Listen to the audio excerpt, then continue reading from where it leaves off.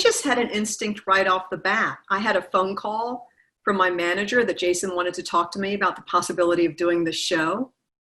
And I had met Jason briefly just in social situations and always just instinctively liked him and was sort of curious about him and his work. And I always had this instinct that he had a much broader range than he had experienced or explored with before.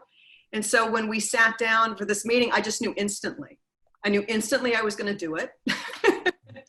And I knew instantly that we'd have a good time. We moved here to start over, and it's been hard. Wendy? Sometimes, if you don't move forward, you die. If we had just kept our heads down, Wendy. There's nothing we can do about that now. We're committed. Oh, yeah? We have made promises to our shareholders about this casino, and I don't think we want to annoy our shareholders. I want you to admit something. I want you to admit this is all about you and has nothing to do with what is best for us. You have done nothing but fight me on this. I was trying to protect our family. That is such a tired excuse. Let's pause there. A marriage is only as good as its trust. So you're moving money in the new casino, and you're asking me not to tell your wife. In a nutshell. I'm not your fucking marriage counselor. Few people get my client's attention the way you have. Wendy Bird. I wasn't sure if I should call you. If you can't get what you want with reason, you have to get it with force. Broken promises got consequences. Things are gonna get ugly. Sometimes I think you forget who you're talking to. Your husband is in great danger. I don't need to go in there. We need to take Navarro down. You lie to your wife. You lie to me. And you lie to yourself. What do you want?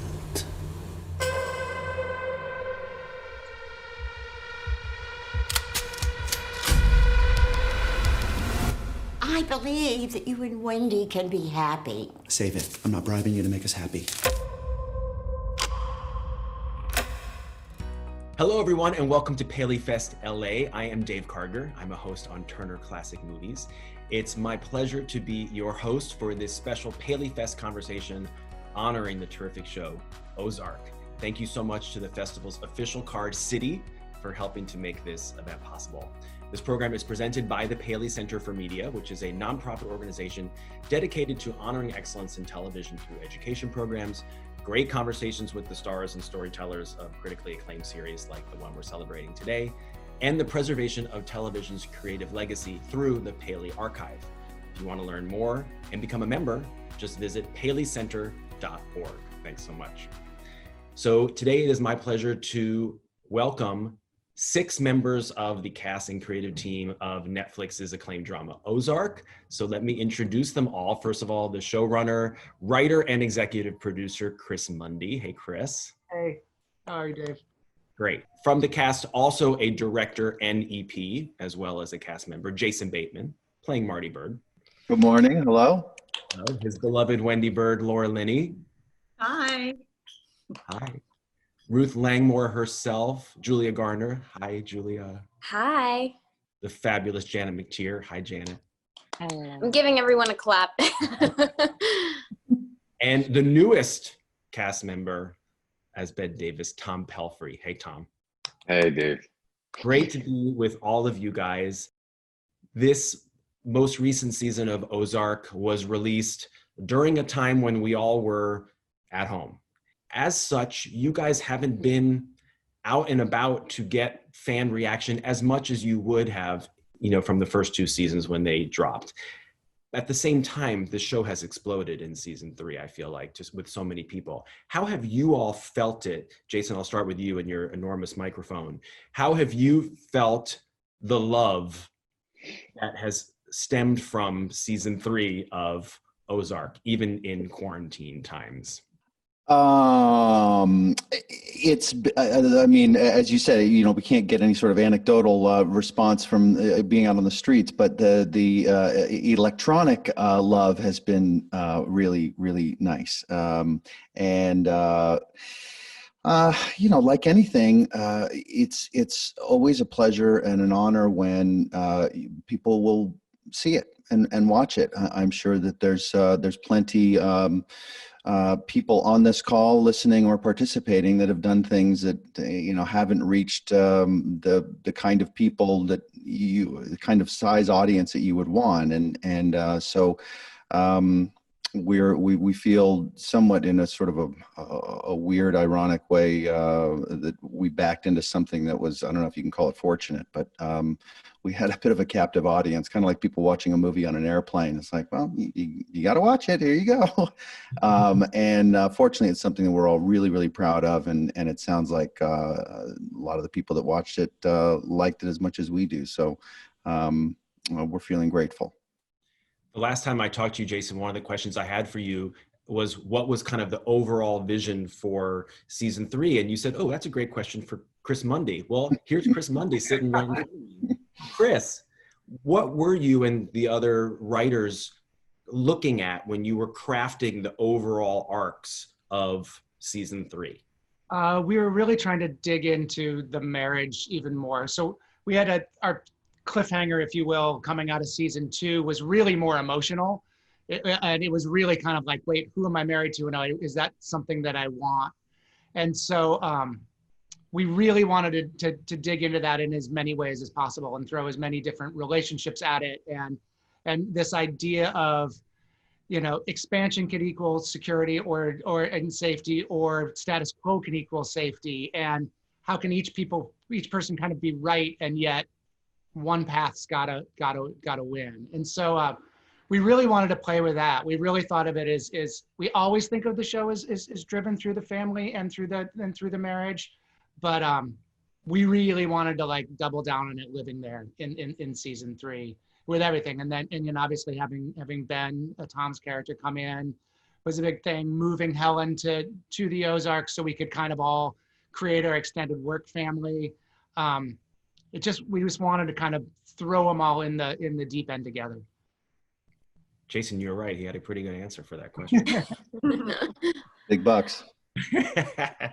Laura, I went back and realized that I've known you now for 20 years. I know. Isn't that insane? It's insane.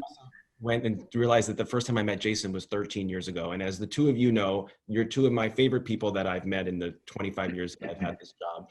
At the same time, when I first heard about this show and heard that it was the two of you together, I thought, would not have put them together necessarily. It wasn't a thought that would have crossed my mind, but it so works. How did you know early on that this was going to be a great working relationship? I just had an instinct right off the bat. I had a phone call from my manager that Jason wanted to talk to me about the possibility of doing this show. And I had met Jason briefly just in social situations and always just instinctively liked him and was sort of curious about him and his work. And I always had this instinct that he had a much broader range than he had experienced or explored with before. And so when we sat down for this meeting, I just knew instantly. I knew instantly I was going to do it.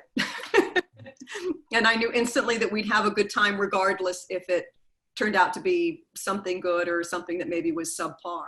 So I just, you sort of go on your gut with these things. And then particularly when I spoke to Chris Mundy and got to know everyone who was involved, it was very clear very early on that we all landed in a big pot of honey. And, I've enjoyed every second of it. I love it. Julia, one of the many joys of season 3 is the exploration of a love story for Ruth. Was that something that you were particularly happy to learn was a part of season 3, such a big part? And what was it like for you to delve into that side of her? Well, it was all sorts of feelings. First of all, Tom and I had a great time working together, right, Tom? We sure did. And yeah, and To be honest, I was really nervous about it. Not, obviously when I met Tom, it was all good in that aspect of it. I was like, okay, he's great. But I was more nervous with, myself, that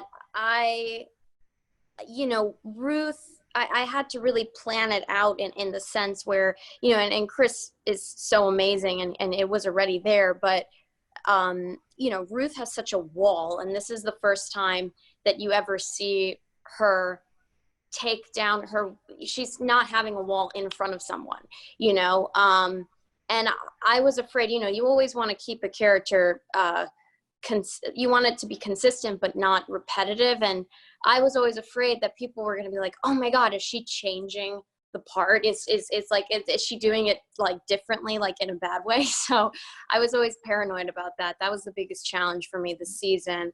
And I had to know exactly what episode, what scene that Ruth was going to take down her wall in front of Ben, and then really show who she is. And I mean, the only person she even has a wall with Wyatt, and that's the closest person to her. So, and then knowing that, Ben was even taken away. I mean, it brings up all these things, I guess. I don't know. No.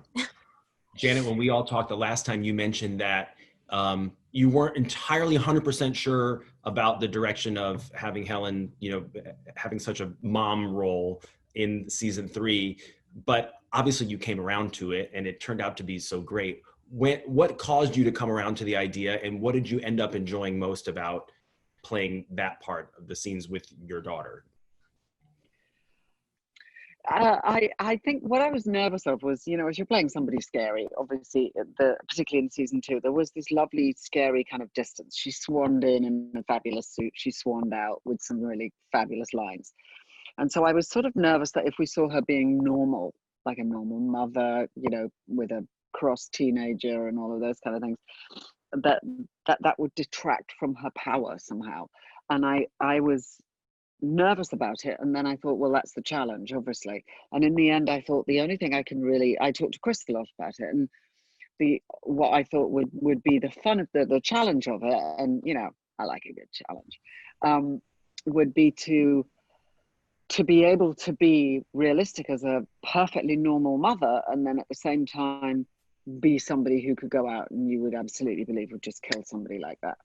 And that kind of psychotic nature, I thought, if I could make that work, could be almost even more scary.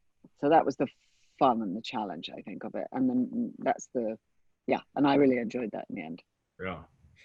Tom, a lot of people had a very strong reaction to your mesmerizing scene with you in the back of the taxi cab. It's so powerful. I'm curious to know, what was your reaction when you first read that scene, knowing you were going to be playing it? And also, what was your reaction to when you saw the finished product? Because the editing was really interesting. There are moments where we see you not speaking, but we hear your voice actually talking. So they edited it in a really interesting way. So what was your reaction when you first read it? And what was your reaction when you saw the finished product? Yeah. I mean, my reaction when I first read it was, this is incredible writing. I can't wait to do it. Followed closely by, I can't believe this show is letting me do these things. It's like so incredible to sort of be a guest in someone's home and be treated so well, as an actor. Like, what could be more exciting than getting to try and tackle something like that, with such incredible writing? And yeah, the editing was incredible, and that's, I think, a large part due to Alex Sakharov, the director, on that day, just was kind of letting me run, and he set up the cameras in such a way, and he set up certain cameras just on my hands and stuff because he knows what he's doing, and he realized that I was kind of all over the place. Just depending on the take, it was so different, but of course, Alec knows that he needs to make it a cohesive single thing. And so I think because he shot certain things certain way, they had an opportunity later on to edit it the way that they did. So that's just something I'm grateful for, but wasn't even really conscious of in the moment, to be honest. Chris, can you tell us all a little bit about the casting process for the Ben character and how many people you met with or talked to, and what it was about your conversations with Tom that led you to believe he was your guy? I mean, he was just incredible. I mean, Alexa Fogel does our casting, and she's just amazing. And so, and just has such great taste and judgment. And she's a huge fan of Tom's. So, like, as she should be. And we probably saw, I don't know, Jason, remember, like 25 people were up, but like really good people whose work you knew really well. And Tom was just like, you just felt the little bit of danger underneath it, but the likability in the front. And it was really important to us that because we knew Ben was bipolar in the writing, we wanted to meet him as a person before that he was particularly sick in any way, because we didn't want him to just be a disease, sort of. And so, and Tom, but he read a couple different scenes and he got that in each of them. You know what I mean? And I was the idiot who was like, my only worry was like, well, Laura's blonde and he's dark hair. Well, we think they're brother and sister. And then I finally thought, like, wait, and you can count on me. Laura was blonde and Mark Ruffalo had dark hair. And I told the story, and before I could even get it out, I said to her, I'm like, at first I was worried about his dark hair, and Laura, without even missing a beat, goes, you can count on me. And I'm like, exactly. So it was really, I mean, honestly, there was so much humanity in Tom's audition that it just kind of like, we instantly, everyone was just kind of there. There's a question that came in from one of the city fans. So Jason, I want to address this to you. And the question is, Ozark is a show with such an intensely devoted fan base. Why do you think fans connect so passionately to the show? I would, well, because as a fan myself of the show, I really enjoy how great Chris is at doing what he does, both in the way in which he writes, but also manages his co-writers, the kind of leadership he gives us, the opportunities that he gives us as actors to play things that might not necessarily be written but implied. And then the performances of the actors that I get, the privilege of working with every day, that aren't asking you to, believe certain acting moves that they want to try out. Everyone is sort of disciplined in just doing their part and trying not to be a show off. I think that goes all the way through every department. Everyone is just trying to be respectful of the whole thing, and not have it be an a la carte experience of, creative contributions. It's all kind of, we have this idea about this whole show, I guess, whether we talk about it or not, that everyone just kind of assumes that they've got their lane to do and takes a lot of pride in doing that as well as they possibly can in the interest of the whole show. I hope that's what people are enjoying, because I certainly do. Laura, it's so fun in season 3 to see Wendy taking an even bigger role on the business side of things. As you're playing her and inhabiting her and then watching it, what impresses you the most about Wendy Bird? About Wendy as a character? Yeah, what do you like the most about her or impressed most by? Oh my God. I think it's because she's so wildly emotionally immature. She's not a very evolved person, but she's incredibly instinctive. And she's very shrewd, but she's not evolved. And I think sometimes she acts out in instincts that are right on and very effective. And other times she acts out in a sort of desperate way and absolutely misses the mark. And she's constantly scrambling to try to keep it all together. So I sort of love someone who's not, when she thinks, she doesn't necessarily think deeply. She thinks fast and she thinks from a place of survival. So sometimes she makes the right move and sometimes she makes the wrong move, but there's not a whole lot of emotional self-support. So it's kind of fun to play someone who's that instinctive. As a little bit of a side thing, I hope I don't kind of put egg on my face with this question, but Chris, sometimes with character names, you learn that there is a meaning to it beyond just the letters together. Like on Will and Grace, Eric McCormack would talk about the fact that his character's name was Will Truman, and true man, really, that was on purpose, right? Because this was a man living his truth. Is there a significance to the fact that Marty and Wendy's last name is Byrde, even though it's Byrde? Is there some other thing going on there that you guys are playing with? Well, you know, Bill Dubuque wrote the pilot, so Bill named him, and so I'm speaking for him, but I think I can speak for him on this one. I think definitely. I mean, I think for him they literally had taken flight, you know, from where they were. But what we ended up doing in season 1 when we started talking about it is talking about the birds as an invasive species in the Ozarks, and like look at everything, and we look at what would have, all the people that would still be alive, all the things that would still be okay if these people had never picked up and moved here. And so we sort of used the analogy, took it from wherever Bill was thinking of it, and used it as this invasive species in this area, and like look at the sheer havoc they've wreaked, and at the same time the tiniest bit of good every once in a while. Well, that makes sense, because in season 3, Jason, Darlene says that Marty is a disease. Do you think that's true? Is Marty a disease? Well, that's calling the kettle black, isn't it? She'll get hers, right, Chris? We're there is, you know, as Chris said, you know, Bill started something that Chris is certainly built on, which is this notion of this family, you know, center, very relatable, realistic base that's then thrown into some sort of situation that ends up exposing their biggest, you know, weaknesses. You know, it's ironic and entertaining that the worst offender of that, you know, is calling that out. We'll see how those two end up settling things. Yeah.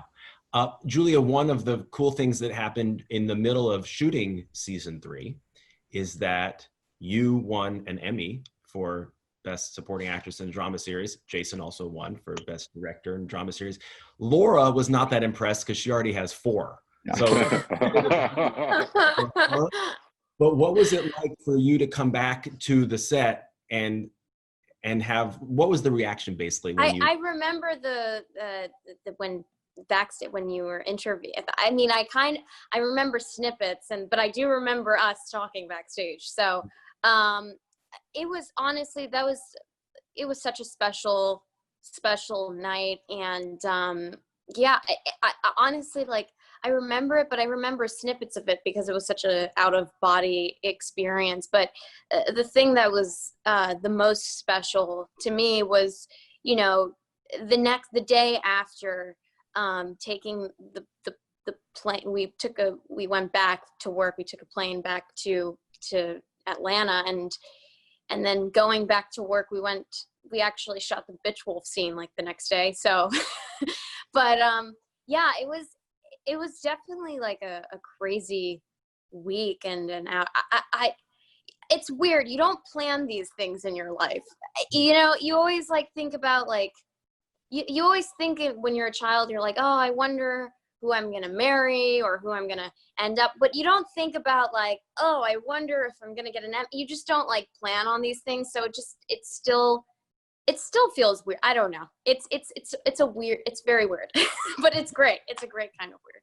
Well, you also managed to get married in the middle of it all too. Yeah. No, I got married a few months later. But yeah, no, you don't plan these things, and they're kind of, I just, you know, I feel so lucky. I mean, this show is it's so great, and I feel like it's changed everybody's life for the good. And you know, I feel so spoiled every day getting that's the real prize for me, is even like, you know, just getting to work with Jason and Laura and Chris and Janet and Tom, like all of these and all the other actors. I mean, we were just talking about Darlene. I mean, Lisa Emery's amazing and I'm obsessed with her. But yeah, I feel so lucky. So. Laura, didn't you get stopped at airport security with one of your Emmys because they thought it was like a weapon? I did. Wait, what? Those wings used to be very sharp. I think they're still sharp. Down, but I was stopped at security because they thought I had, it was right around 9/11, I think, and they thought I had a, weapon, potentially fatal weapon in my bag. So I was pulled it it out of the bag, and it was embarrassing, and but guys, I don't have. Can I tell you something though? Because I'll say something here. I didn't get my name engraved because I was like, I think, don't they like engrave something? I don't know. But anyway, it's nameless. at the governor's ball? You're supposed to get it engraved. Oh, I see. I still need to. Well, you probably have the opportunity to take it back. I still need to do that. I almost didn't. Just bring it back with you. I almost didn't want to say anything, but then when you just said that you were about to get stopped at the airport, I'm like, I should say something. This is funny. Just don't lose it. That's like a dog without tags, No one's I know, but like keep it. I don't know. I guess I'm so excited. I don't know. So, okay, so obviously you all had a busy day because there was the vitriol scene. And I want to call out Janet McTeer because the last time we all talked, Janet, you had a funny line that none of us heard when we were talking about vitriol. You said that's going to be the name of your memoir. And it went by and none of us heard it until I went back and watched the Q&A, and I thought that was pretty good. But was there a party, guys, or were you just so busy with all the stuff you had to shoot? I think there was a big cake. I was so nervous and excited about the vitriol scene that if that was like after that night, that was the only thing that was preoccupying in mind. But no, I feel like we kind of just the next morning we kind of went into, I think it was, what time was, we had like a 6 a.m. pick a call time or something? Yeah, we were back to work. Yeah. Yeah. You can dress us up for an evening, but then we go back. Yeah. Right. But I was just super excited. I feel like, Laura, this was like one of our few we had a few scenes this season, but this was like, I was so excited for this scene. I was so excited. I was just so excited to like just get in it with Laura, so. It's one of the best scenes of the whole season. Tom, obviously I've heard a lot of actors say you can't judge the character you're playing. As a viewer watching Ben, because you fall in love with him and then you just watch him do thing after thing that drives you nuts. You're like, oh my God, I can't believe he's doing this. I can't believe he's doing that. And he's the source of so much frustration for all of the viewers who are rooting for him to kind of get it all together. For me, it's just, probably like anyone would say, it's just try and find the truth of what you're doing, and so with Ben, it's like, first, who's the human being and what are his values and what does he believe in and what does he care about? And then of course, he's dealing with bipolar and how does that affect his personality and what he's doing, and all of that is sort of laid out beautifully in these scripts, the sort of blueprint, and then you just come to work and try and bring it to life as honest as possible, because I don't think you ever want to get into people won't like me or anything like that, because I think what people resonate with the most is just someone being honest, regardless, and then everything else is up to the writers and the director. Mm-hmm. Yeah. Janet, when we all talked last time, we of course talked about the shocking moment for Helen in the last episode, and you told us that you rehearsed it, but you did it once because the reset time and effort would have been so much to get all the brains and guts off of Jason and Laura. Are you the kind of person who, because it all really comes down to you doing that convincingly in that one take, so that all it requires is that one take, which you did, are you someone who thrives on that kind of pressure, or did that cause you to like stay up at night the night before? No, I thought it was really good fun. I had great fun. You love doing stuff like that. I'm very fortunate. I get lots of great lines. I get to do lots of really wonderful stuff, or, you know, psychological, emotional, intelligent, credible kind of lines with all that stuff that you have to think about. But really, that was just really good fun when you get to do all that kind of blood and guts. Yeah, it's great. I loved it. So, okay, so you've rehearsed it, then you do it. And what happens? Like, is there someone, Chris, who was directing that last episode? Alec. Okay. So was he then like going back to Video Village or something, or making sure that you guys had gotten it? How did you know that you had it? I think exactly that. I think they just knew, didn't they? Yeah, you, Jason and Laura, that's you guys. Like, and I think the funniest thing was turning around, and because I was on the floor by this time on my mat, dead, and looking up and seeing kind of, I was on the floor like this going, ooh, because Jason and Laura were like that, covered in these guts and continuing to act. And all I could see was them kind of going like this, and I'm like, great. It's cold for the moment too when Felix comes up to him and like, you know what I mean? It's not just like that. It's like they've got to like stay in it. That was.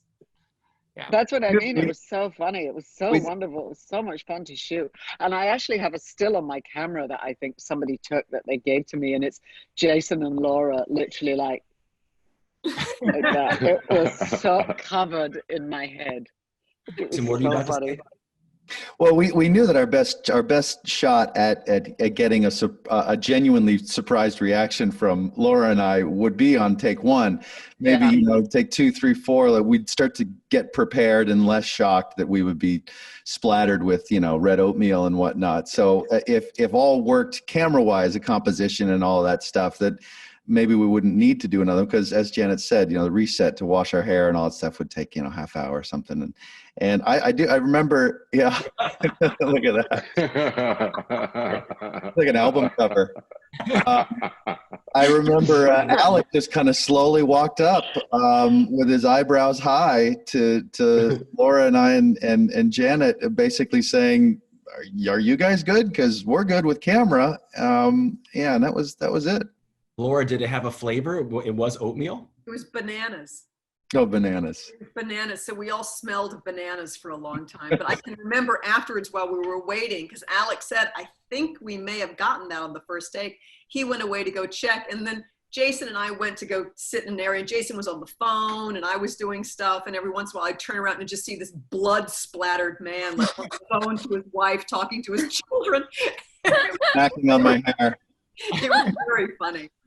Oh my God, that's so great. So Janet, name for me one thing you will miss, since you won't be on the set when they go back for season 4, and one thing you won't miss. I will miss, can it just be one? So if I had to miss one thing, it would be everything. If I will not miss one thing, it would be probably the heat.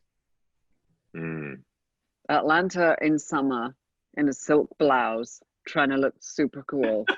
It's really hot. That's no fun.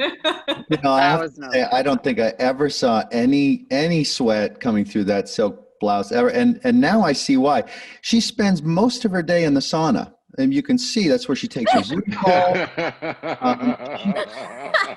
She's so used to perspiration. I'm so used to it, yeah. She just moved in.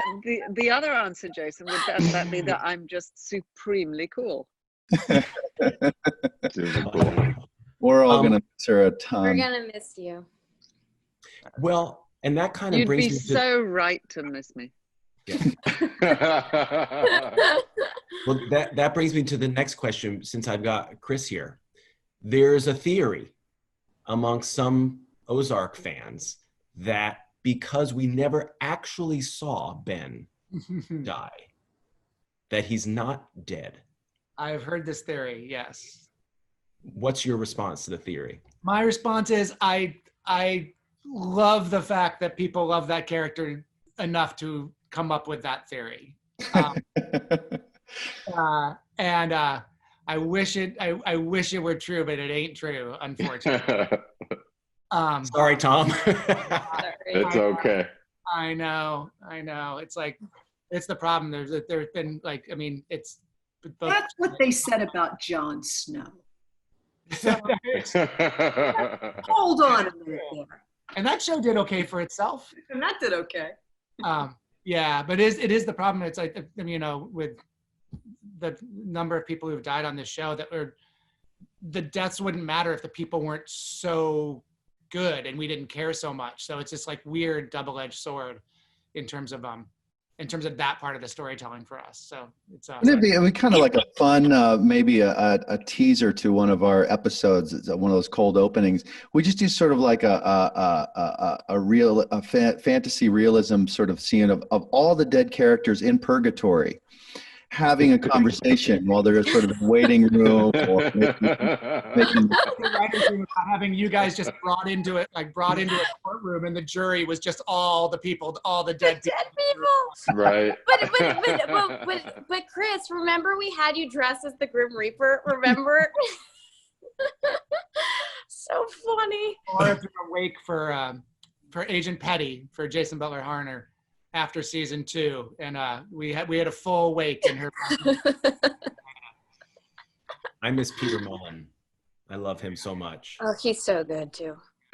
I would love to meet that guy one day. I bet he's a character and a half. He's amazing.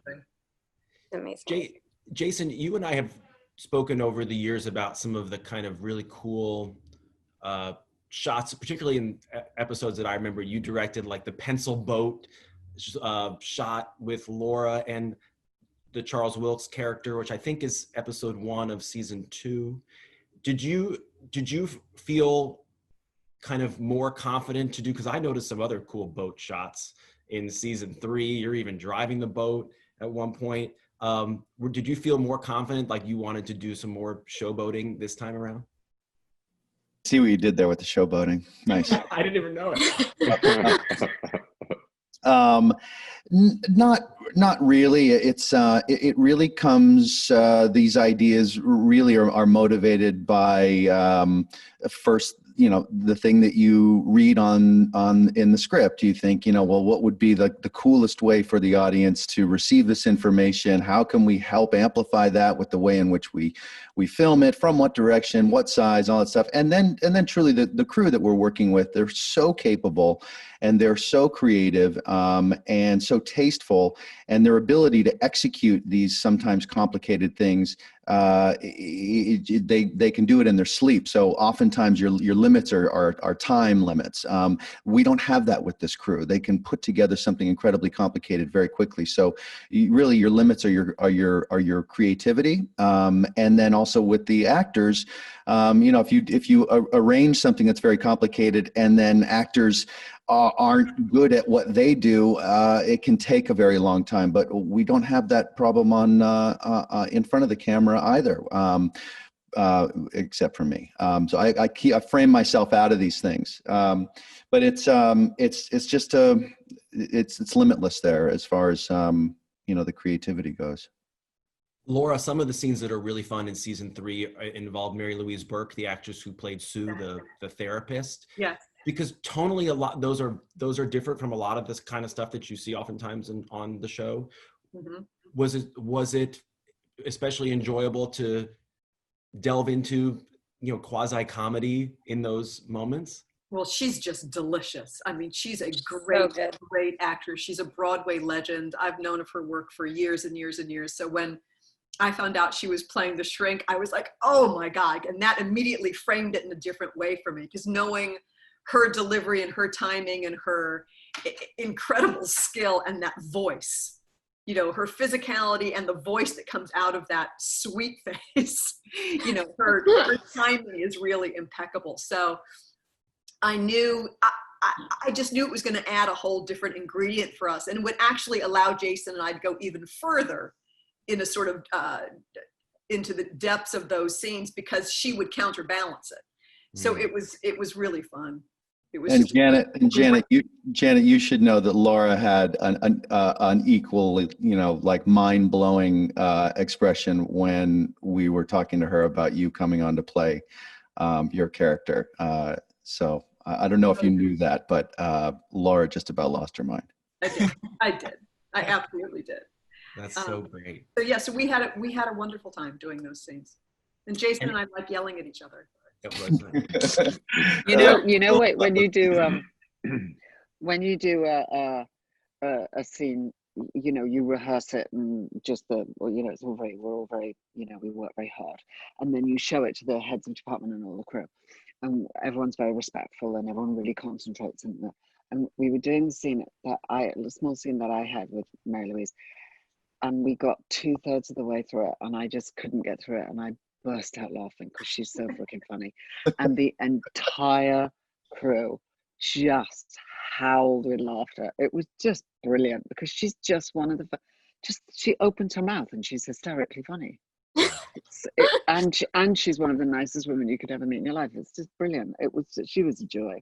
And then the Grim Reaper came and killed her. Yeah. But you also absolutely believe that she would be in the Ozarks as a family therapist in that room with all that, you know, art, this decoration that was done. Like, you absolutely believed it. So it made it that much. It was fabulous.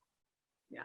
Here's a question for all five of you from the cast. If you want to just kind of go a little round robin with a quick answer for me, is there? I don't want you to like play favorites and, you know, and leave anybody out, but I want to shout out a lot of the crafts on this show, because I do feel like, you know, whether it's the editing or sound or design, costumes, there's so much cool stuff going on besides you all and the writing. Is there a department that you really get a kick out of seeing what they do on this particular show? Laura, I'll start with you. Well, you know, you were asking before, like, why the show was successful. And part of the reason why I think is because there's equal potency in every single department. It's so beautifully balanced that way. And, you know, so it's very, very hard to pick out anything. But I think just on a personal level, I think the people who are in our faces the most can really dictate our mood for the day. So I think our hair and makeup department and our dressers, you know, Emily Kramer and Susan Riley Lahane and Rita, you know, I think they all make they're the first people you see in the morning. They're the last people you see at night. And their contribution to us is more important than I think they even realize. Yes. Julia? I 100% agree with Laura on that answer. Same answer that you're saying. Yeah. Yeah. I mean, yeah, they see the best and the worst, for real though. Janet? I have two really. One, absolutely the writing. Everything starts with the writing. Without great writing, everything else you're sort of polishing the turd really. But if you've got great writing, you're not. And it starts with great writing. So great writing. And secondly, yes, you know, we do incredibly long days. And I think I've mentioned the heat. So definitely the hair and the makeup team for the acting department, because you go in there and, well, not Jason, because he opens the door and goes, yeah, I'm fine, and then leaves. And then once a week they trim his hair. That's it. But for the rest of us who go in and they go, have you got those things that go under your eyes from the freezer that make your eyes look not quite so tired?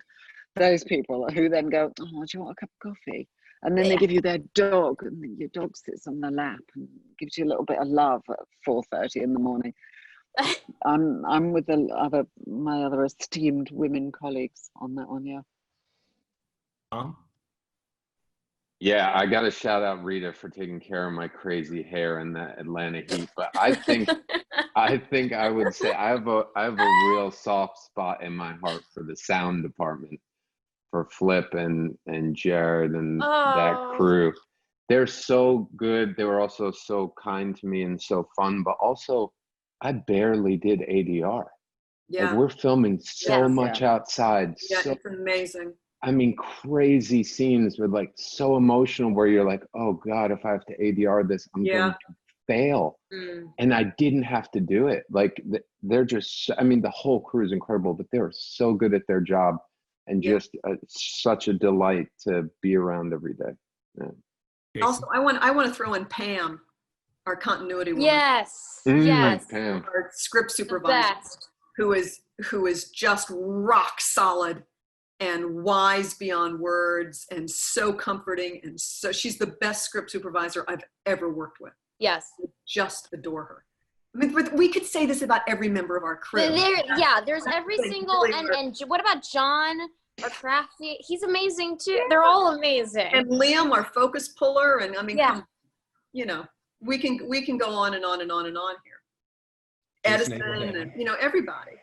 I obviously second all of those great mentions. For the people who aren't on the set, though, the audience contribution we haven't talked about yet that's so important to the show is our composers. What they do to sort of create this atmosphere that allows all of us to do just a little.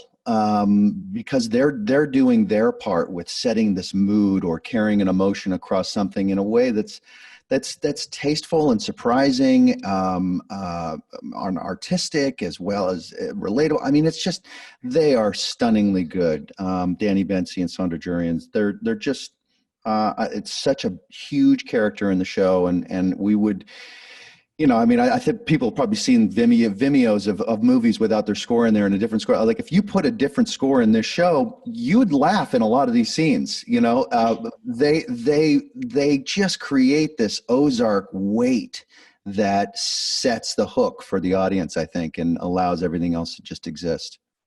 Then there's also Patrick Markey, who's our, you know, lead producer, and there's, you know, who makes it all run. He's sort of like the Colonel General guy, and then there's you know, and then there are our ADs and the PAs, and you know, it's, and our set medic, you know, everybody. We've been working together for 3 years, and it's a crew that has stayed together. A lot of the times you just see turnover.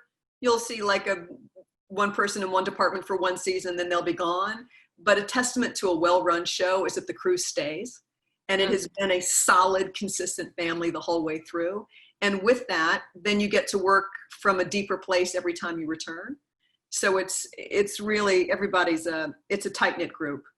It really is. Let me finish with one last question for Chris. Chris, I remember doing a talk with you and some of the cast members when season 2 had been out. And I asked you just to kind of drop a little tidbit, nothing spoilery, but what people should kind of look forward to or hope for or expect to learn more about in season 3. And I remember your answer was the casino, because I think you were in the process of, you know, figuring logistically out how you were going to do that and giving us a little bit of a hint that that was going to be a big part of season 3. So in as much as you've obviously prepared a lot for your 2 halves of season 4, which we can all look forward to, what is something that we should expect to even learn more about? I think you're gonna learn what they want their end game to be, and I think they're gonna have to sort of reckon with it a little bit. You know, there's that great scene. There's that great scene between Laura and Tom when they're in the megastore parking lot in the car, and there's a line that Mickey Johnson, who wrote the episode, wrote that's saying, like, you know, when you've been running for your life, everything else seems exceedingly dull, that Wendy says. And now if they're trying to look to see if there's an out, they've got to figure out if that's what they want, and if so, like, what's the version of it that they want, and them reckoning with that after so much chaos. That's going to be kind of bubbling under the surface, hopefully, if we do it right, of everything we do going forward for the 2 halves. I'm in. And I will come down and mash bananas. I'll do watch it happen. I'm very excited, and I know all of us are. And I'm so grateful to you, Chris Mundy, and Jason Bateman, Laura Linney, Julia Garner, Janet McTeer, Tom Pelphrey, for taking time out of your schedules and being with us here. So thank you. Thank you for having us. All right. Well, thank you so much to all of you for joining us for this very special PaleyFest LA conversation with the cast and crew of Ozark. Thanks so much again to the festival's official card, City. You can learn more about the Paley Center by visiting paleycenter.org. Thanks so much.